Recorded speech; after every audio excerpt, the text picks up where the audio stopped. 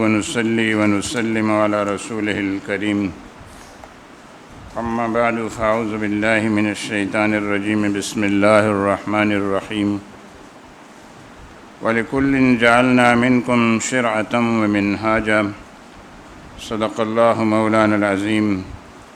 مخدوم و محترم صدر محفل، معزز مفتیان کرام، علماء والا شان، طلباء دین متین، حاضرین مجلس، آج کی اس نشست کا جو عنوان مجھے بتایا گیا وہ یہ کہ نظریاتی، عدالتی، قانونی، آئینی نظم مملکت کی تفہیم۔ یہ ایک خاصا وسیع عنوان اور موضوع ہے، اور ان تمام سب ٹاپکس پر ظاہر سی بات ہے ایک نشست میں ساری گفتگو نہیں ہو سکتی کہ نظریاتی نظم مملکت کیا ہے وہ بھی بیان ہو جائے، عدالتی کیا ہے اور قانونی کیا ہے اور آئینی کیا ہے۔ تاہم میری کوشش ہوگی کہ میں کچھ روشنی ان عنوانات پہ جو ذیلی عنوانات ہیں ڈالتا ہوا آگے بڑھوں۔ سب سے پہلے تو میں عزیزم زبیر ظفر صاحب کو مبارکباد پیش کرتا ہوں کہ آپ گاہے گاہے امام ربانی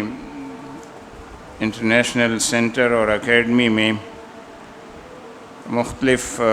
طبقات زندگی کے مختلف لوگوں کو دعوت دیتے رہتے ہیں گفتگو کی، اور سننے والوں کو بھی زحمت دیتے رہتے ہیں۔ یہ ایک اچھی ایکسرسائز ہے، معنی کہ اس وقت رخ اور رجحان ہمارا ان مباحث کی طرف نہیں ہے جن کی طرف اہل علم کو اور پڑھے لکھے لوگوں کو توجہ کرنی چاہیے۔ اس کا نتیجہ یہ ہے کہ ہمارے ہاں لیجسلیشن ہوتی ہے، قانون سازی ہوتی ہے، اور ہم اپنے اپنے شب و روز کی جو مصروفیات ہیں اس میں مصروف اور مگن ہوتے ہیں، اور پتہ ہی نہیں چلتا کہ ہماری اسمبلیوں نے اور اسمبلیوں میں بیٹھے ہوئے لوگوں نے آئین میں کیا کیا ترامیم کر ڈالیں، اور اسلامی جمہوریہ پاکستان کو کہاں سے کہاں تک پہنچا دیا۔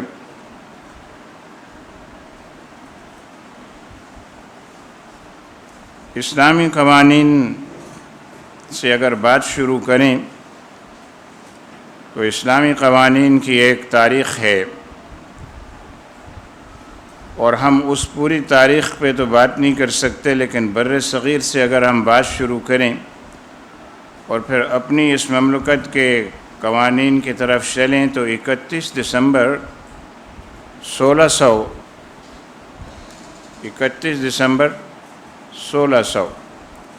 ایسٹ انڈیا کمپنی کو ہم دیکھ رہے ہیں کہ وہ بر صغیر میں داخل ہو رہی ہے، اور اس کو یہاں کاروبار کرنے کا چارٹر مل گیا ہے۔ یہ کمپنی ہندوستان آئی بظاہر ایک تاجر کمپنی کے روپ میں، لیکن دراصل برطانوی سرکار کی طرف سے اس کمپنی کو ہندوستان میں ریشہ دوانیوں کو فروغ دینے، عروج دینے، اور اس وقت کی جو مسلمانوں کی حکومت تھی اس کو گرانے کے لیے اور یہاں کے نظام اور سسٹم کو تبدیل کرنے کے لیے ان تاجروں کے روپ میں بہت سارے جاسوس اور بہت سارے ماہرین، جو دفاعی ماہرین ہو سکتے ہیں، جو نظم مملکت کے حوالے سے ماہرین ہو سکتے ہیں، ایسے لوگوں کو بھیجا گیا، اس لیے کہ بعد کے حالات نے یہ ثابت کر دیا کہ یہ لوگ تاجر نہیں تھے، بلکہ ان کا ایجنڈا جو تھا اس کو آہستہ آہستہ انہوں نے پیش کرنا شروع کیا، اس پر عمل درآمد کرنا شروع کیا، اور اس کے نتیجے میں ایک وقت ایسا آیا کہ جب مغلیہ سلطنت کو زوال آ گیا، اور مغلیہ سلطنت کے دور کو اگر دیکھیں تو اس میں اسلامی قوانین کا رواج موجود تھا. بہت سارے دیوانی اور فوجداری مقدمات اسلامی اصولوں کے مطابق ہی چلتے تھے اور طے پاتے تھے. ہر شنت کے بعض عمرا نے اور بادشاہوں نے کچھ اپنی پسند کے قوانین بھی داخل کر دیے تھے، لیکن تاریخی طور پر یہ بات پتہ چلتی ہے کہ میجورٹی آف دا لاز، اکثریت جو ہے قوانین کی وہ اسلامی ہی تھی، اور قرآن و سنت سے مستفاد قوانین جو کئی ہزار برس سے چلے آ رہے تھے، وہ قوانین جو حضرت مسیح علیہ السلام کے دور کے اور حضرت موسیٰ علیہ السلام کے دور کی شریعت، ان کے تسلسل میں چلے آنے والے قوانین جو ہندوستان میں رائج تھے اور جن کو پھر اسلامی ریاست میں زیادہ فروغ حاصل ہوا اور باقاعدہ و باضابطہ اسلامی قوانین کو رائج کیا گیا اور نافذ کیا گیا، تو مغلیہ سلطنت کے دور تک یہ سلسلہ جاری و ساری تھا. یہاں تک کہ 1860 تک، یعنی 1600 سے لے کر 1860 تک ہم دیکھتے ہیں کہ اسلامی فوجداری قوانین متحدہ ہندوستان میں یا بر صغیر میں نافذ تھے. البتہ 1860 میں قانون تعزیرات ہند تشکیل پایا، جو وائس رائے کی لیجسلیٹو کونسل نے منظور کیا تھا. تعزیرات ہند کا جس کا میں نے تذکرہ کیا، اس کا 15واں باب مذہب سے متعلق ہے، اور اس 15ویں باب میں جو تعزیرات شامل تھیں ان میں 295، 296، 297 اور 298 اس میں شامل تھی، اور آج بھی ہیں. یعنی ہندوستان کے تعزیرات کے مجموعے میں بھی اور پاکستان کے تعزیرات کے مجموعے میں بھی. تو یہ پتہ چلا کہ یہ جس آیت 295 کی اور 298 کی ہم بات کرتے ہیں، یہ دفعات تعزیرات ہند کے 15ویں باب میں پہلے سے موجود تھیں. البتہ 1927 میں یہ ہوا کہ اس میں ترمیم کر کے 295A کا اضافہ کیا گیا، اور اس اضافے سے کیا ہوا کہ توہین رسالت کی سزا 2 سال قید اور جرمانہ مقرر ہوئی. تو ہم اسے توہین رسالت کی سزا اس وقت سے شمار کرتے ہیں. تعزیرات ہند میں توہین مذہب کے نام سے یہ بات شامل ہے، اور بعد کو اسے توہین انبیاء اور رسل کا حوالہ جو ہے وہ دیا گیا. 1927 میں جو ترمیم ہوئی 295A والی ترمیم، اور اس سے یہ ہوا کہ قید اور جرمانے کی سزا میں اضافہ ہوا، یہی ہمارے ہاں بھی تھی. اور ہمارے ہاں یہ ہوا کہ ہمارے ہاں ترمیم کر کے نواز شریف صاحب کے پچھلے دور میں، پہلے دور میں، یہ سزا بڑھا کر 2 سال سے 10 سال کر دی گئی. تو لوگوں نے سکون کا سانس لیا کہ چلو اچھا ہو گیا، سزا زیادہ ہو گئی ہے. پھر اس کے بعد صدر پاکستان جنرل ضیاء الحق نے 5 مزید دفعات کو تعزیرات پاکستان میں PPC میں شامل کروایا، جن میں 290B بطور خاص قادیانیوں اور لاہوری گروپ کے ناموں کے ساتھ موجود ہے، اور وہ ختم نبوت سے متعلق ہے، اور اس میں واضح طور پر یہ درج ہے کہ یہ غیر مسلم اقلیت ہیں اور مسلمان نہیں ہیں، اور پھر ان پر جو پابندیاں عائد ہیں ان کا ذکر و تذکرہ ہے. اور ختم نبوت کے حوالے سے گویا یہ اس دور کی جس کا ہم تذکرہ کر رہے ہیں، جنرل ضیاء الحق مرحوم کے دور کی ایک جوہری ترمیم تھی، جس پر دنیا بھر میں بڑا واویلا ہوا اور بہت شور شرابہ اور ہنگامہ ہوا. اور بہت سارے قانون دانوں نے یہ کہا کہ قانون تو جنرل ہوتا ہے، کسی خاص قومیت کے لیے نہیں بنایا جاتا، اس میں بطور خاص قادیانیوں کو ٹارگٹ کیا گیا ہے اور یہ ان کا استحصال ہے اور ان کے ساتھ ظلم ہے۔ تو بہرکیف یہ باتیں بھی ہوتی رہیں، لیکن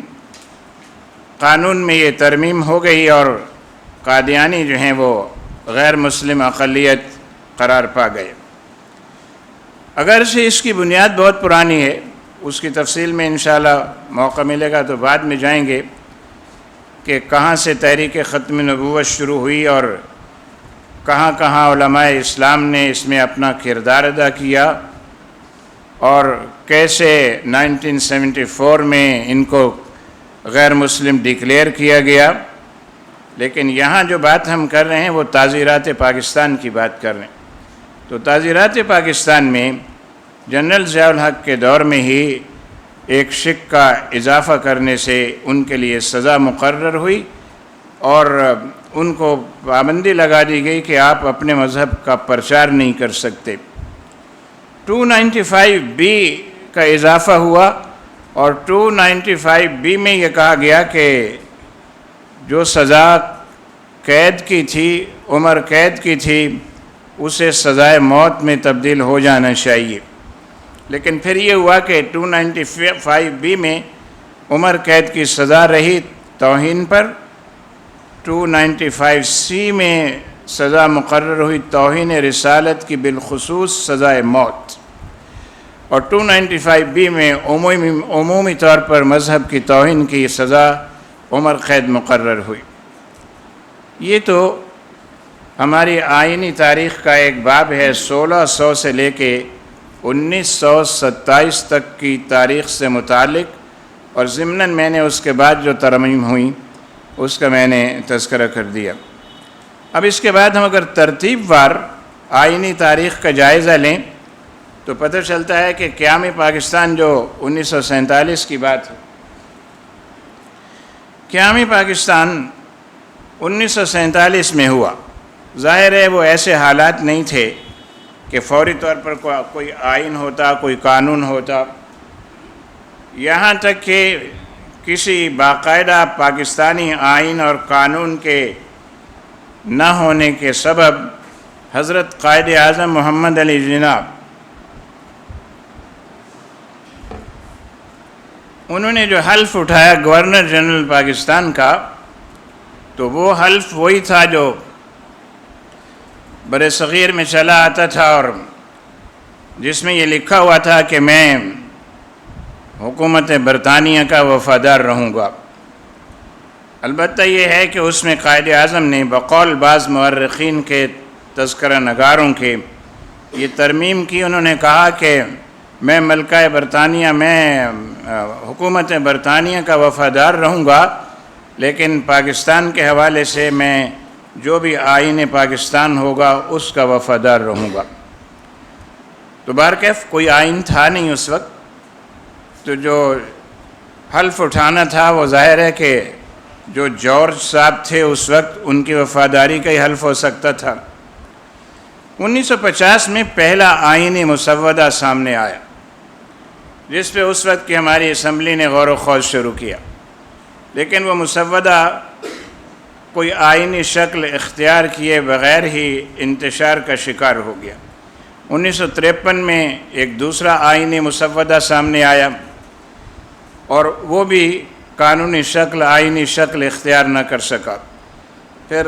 تیسرا مسودہ 1954 میں سامنے آیا اور وہ بھی مسودہ ہی رہا، آئین نہ بن سکا۔ 1956 میں جو مسودہ سامنے آیا وہ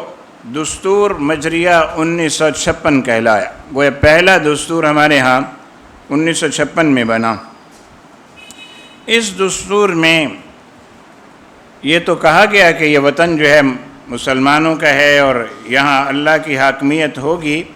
لیکن عملاً کوئی شک اس دستور میں اسلامی نہیں تھی۔ پھر 1962 کا دستور بنا جو دستور مجریہ 1962 کہلایا، لیکن اس میں بھی اسلامی حوالے سے کوئی شک موجود نہیں تھی، سوائے وہ ایک جنرل سی بات کے جو ابتدائیے میں کہی جاتی ہے کہ یہ ملک اللہ تعالیٰ کا عطا کردہ اور یہ حاکمیت اعلیٰ جو ہے یہاں اللہ تعالیٰ کو حاصل ہوگی، اور یہاں کے لوگ مسلمان باشندے ہیں اور ان کو اپنے اپنے مذہب کے مطابق چلنے کی اور زندگیاں بسر کرنے کی آزادی ہوگی، اینڈ دیٹس آل۔ 1972 میں ایک اور عبوری آئین سامنے آیا، کیونکہ 62 والا آئین جو ہے وہ معطل ہو گیا تھا۔ پھر وہ عبوری آئین 1 سال تک تقریباً چلا ہوگا۔ 1973 میں پھر ایک آئین پر جو ہے وہ بات چیت شروع ہوئی، اور وہ آپ جانتے ہیں کہ دور کس کی حکومت کا ہے؟ 1973 کا دور کس کی حکومت کا دور ہے؟ جی، بھٹو صاحب کی حکومت۔ تو بھٹو صاحب نے ایک آئین بنانے کے لیے سرتوڑ کوشش کی، اپنے لوگوں کو اس کام پہ لگایا، اور ماشاءاللہ بڑی محنت کے ساتھ ایک آئین مرتب کرنے کا سلسلہ جو ہے وہ اس کو انہوں نے آگے بڑھایا اور وہ چلا۔ اگر اس وقت اسمبلیوں میں علماء کرام موجود نہ ہوتے تو اس آئین میں بھی کوئی اسلامی شک وک نہ ہوتی، لیکن چونکہ علماء کرام موجود تھے اور ان کی اگرچہ تعداد اسمبلی کا 10واں حصہ بھی شاید نہیں ہوگی، لیکن ان کے ہونے کی برکت یہ ہے کہ آئین میں بہت ساری اسلامی شکوں کو شامل کیا گیا، اور اس میں بڑا کردار قائد ملت اسلامیہ علامہ شاہ نورانی صدیقی رحمۃ اللہ تعالی علیہ کا ہے، جنہوں نے متعدد ترامیم اس 1973 کے آئین میں پیش کیں، اور سب سے بڑی بات یہ ہوئی کہ اس آئین کی تدوین میں علماء کرام کے بھرپور حصے اور شرکت کی بدولت اس میں جو شکیں شامل کی گئیں، ان میں سے ایک بات مسلمان کی تعریف کی بات تھی۔ اب ہم ذرا سا واپس جائیں تو ہم دیکھتے ہیں کہ 1947 میں پاکستان میں گورنمنٹ آف انڈیا ایکٹ 1935 نافذ تھا۔ ظاہر ہے اس میں کوئی اسلام کی بات نہیں ہو سکتی تھی، اس میں بعض ترامیم کر کے اسے ملک میں ایک عبوری آئین کے طور پر ہم نے قبول کیا اور اس کو نافذ کیا، اور اسی کو ہم نے چلایا۔ اس میں بھی کوئی اسلامی شکوں کی بات نہیں ہو سکتی تھی۔ پھر قائد اعظم گورنر جنرل بنے، اور اس کے بعد خواجہ ناظم الدین دوسرے گورنر جنرل بنے، پھر ان کے دور میں لیاقت علی خان وزیر اعظم ہوئے پہلے، اور پھر ان کے بعد محمد علی بوگرا، پھر چودھری محمد علی، پھر ابراہیم اسماعیل چندری گر، جس کو آئی چندری گر روڈ آپ جانتے ہیں نا، تو اصل میں کیا ہے، ابراہیم اسماعیل چندری گر، تو ان کے نام سے ہی وہ روڈ ہے۔ وہ وزیر اعظم ہوئے، پھر فیروز خان نون کی حکومت آئی، تو تھوڑے عرصے میں حکومتوں کے تختے الٹتے رہے۔ اس عرصے میں انسٹیبلٹی تھی ملک کے اندر، تو کوئی اسلامی آئین یا اسلامی آئین کی کوئی بات اس میں نہ ہو سکتی تھی۔ اچھا صاحب، اس کے بعد 7 اکتوبر 1958 کو مارشل لا لگ گیا، اور پہلا مارشل لا لگا جو ایوب خان صاحب نے لگایا۔ ایوب خان ایک فوجی آدمی تھے، ظاہر ہے فوجی آدمی کا جو ذہن ہوتا ہے وہ ایک ڈکٹیٹر کا ہوتا ہے، ہر چند کہ ان کے دور میں ملک نے خاصی ترقی کی، صنعت کے میدان میں، زراعت کے میدان میں، معاشی میدان میں، اور جتنی ترقی کا دور پاکستان کی تاریخ کا ہے، مثبت ترقی کا، وہ صرف اور صرف ایوب خان کا دور ہے، اور وہ ڈکٹیٹرشپ کا ہم اس کو دور کہتے ہیں۔ میں نے تو یہ اندازہ لگایا ہے ابھی جنرل ضیاء الحق کا دور جو ہے وہ بھی ڈکٹیٹرشپ کا ہی دور ہے، باقی جمہوریتیں ہیں ٹوٹتی بنتی جمہوریتیں۔ تو میں نے یہ اندازہ لگایا کہ ہم مسلمانوں کا جو مزاج ہے نا، اس کے لیے کسی ڈکٹیٹر ہی کی ضرورت ہے، کیونکہ ہم دیکھتے ہیں کہ سیدنا صدیق اکبر رضی اللہ تعالی عنہ جو نہایت نیک نفس شریف آدمی تھے، اور بہت ہی منکسر المزاج تھے۔ انہوں نے نبی کریم صلی اللہ علیہ وسلم کے بعد اسلامی ریاست کو سنبھالا دیا، لوگوں کو جوڑے رکھا، متحد رکھا، جو انتشار پیدا ہونے کا ڈر تھا وہ نہیں ہونے دیا، اور مرتدین کے خلاف جہاد کیا، زکوٰۃ کے منکرین کے خلاف جہاد کیا، تو وہ ان معاملات میں رہے۔ لیکن جب فاروق اعظم رضی اللہ تعالی عنہ آئے تو انہوں نے اپنے دور میں فل ڈکٹیٹرشپ سے کام لیا، اور وہی دور اسلام کے اول ادوار میں سنہری دور ہے۔ اسی کو کہا جاتا ہے کہ عدل کی تاریخ رقم کی فاروق اعظم۔ اسی دور کو کہا جاتا ہے کہ انسانیت کی فلاح و بہبود کا سب سے بڑا کام اگر دنیا میں ہوا ہے تو رسول اللہ صلی اللہ علیہ وسلم کے بعد فاروق اعظم کے دور میں ہوا ہے۔ تو آپ دیکھیں کہ عمر کا کوڑا ہر وقت ہاتھ میں ہے، اور مشہور تھا، بڑے بڑے صحابی عزت والے، وقار والے، ان کے ساتھ بھی جب بات ہوتی تھی کہتے تھے دلیل پیش کرو، یا دلیل لاؤ یا میرا کوڑا پھر تم کھاؤ گے۔ تو اس کا مطلب یہ کہ ان کے مزاج میں یہ بات تھی کہ نظم مملکت چلانے کے لیے جمہوری زیادہ بننے کی ضرورت نہیں ہے، اور حضرت عثمان غنی کچھ جمہوری بنے تو پھر آپ نے حال دیکھ لیا کہ ہماری ریاست کا پھر کیا ہوا۔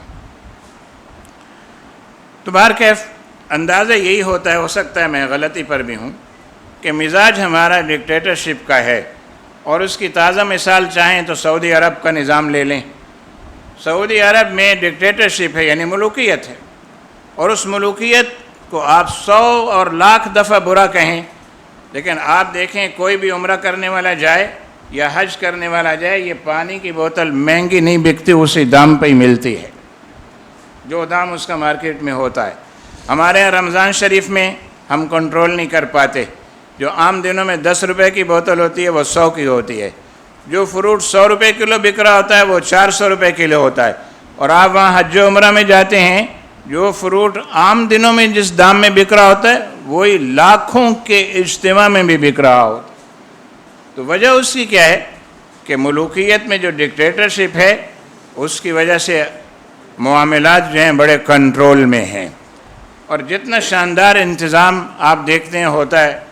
حج کے لیے، حاجیوں کے لیے، اتنے لوگوں کو سنبھالنا کرنا، تو اگر وہاں جمہوریت ہوتی تو میرا خیال یہ کہ ہمارے جمہوری لوگ کمیشن پر، کک بیکس پر اور فلاں پر لڑ مرتے، اور حاجیوں کی خدمت تو شاید آسمان سے فرشتے ہی آ کے کیا کرتے۔ پر کیف تو ایوب خان نے مارشل لا لگایا، اور وہ پاکستان کے پہلے ڈکٹیٹر جو ہیں وہ مشہور ہوئے، لیکن جیسے میں نے عرض کیا کہ وہی ایک دور تھا جس میں ہمارے یہاں بہت سارے کارخانے، فیکٹریاں، سٹیل مل، فلاں جن کی یا بنیادیں رکھی گئیں یا وہ بن گئے اور چل پڑے۔ اچھا، لیکن ایوب خان کے دور میں پھر بھی کوئی کام اسلام کی ریت روایت کے مطابق آئینی طور پر نہیں ہو سکتا۔ آئلی قوانین بنے تو اس پر بھی علماء کرام کو اعتراض تھا، اور وہ بھی کسی کام کے نہیں بنے تو آئینی اعتبار سے،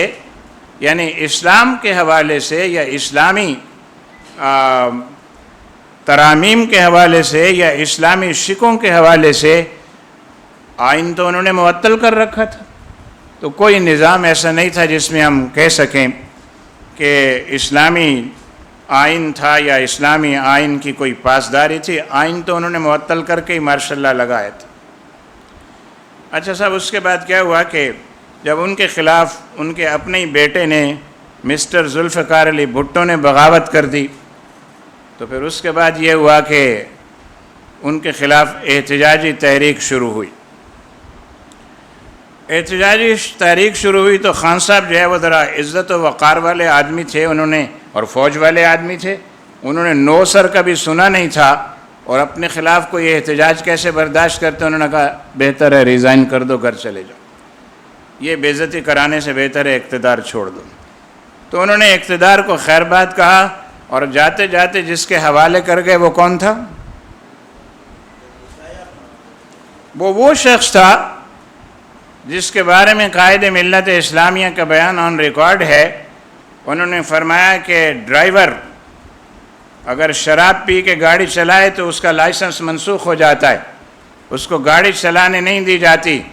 اور ہمارے ملک کی گاڑی ایک شرابی کے ہاتھ میں ہے، اللہ ہی خیر کرے۔ تو وہ جناب جنرل یحییٰ خان صاحب تھے،